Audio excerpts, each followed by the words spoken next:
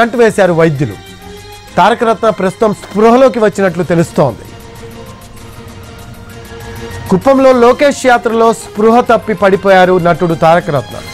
తీవ్ర అస్వస్థకు గురయ్యారు. వెంటనే అక్కడున్న వారు తారక రత్నను హుటాహుటిన ఆసుపత్రికి తరలించారు. ఆసుపత్రికి తరలించిన తర్వాత అక్కడ వైద్యులు తారక రత్నకు సిపిఆర్ చేశారు.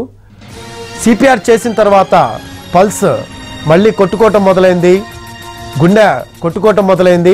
దాని తర్వాత వైద్యులు యాంజియోగ్రామ్ చేశారు. యాంజియోగ్రామ్ చేసిన తర్వాత బ్లాకేజ్ గుర్తించి స్టంట్ వేసినట్టు తెలుస్తోంది.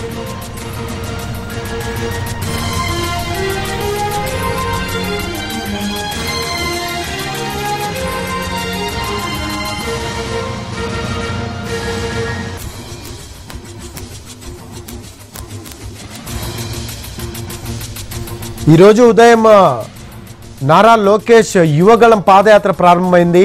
అందులో పాల్గొన్న తారక రత్న స్పృహ తప్పి పడిపోయారు.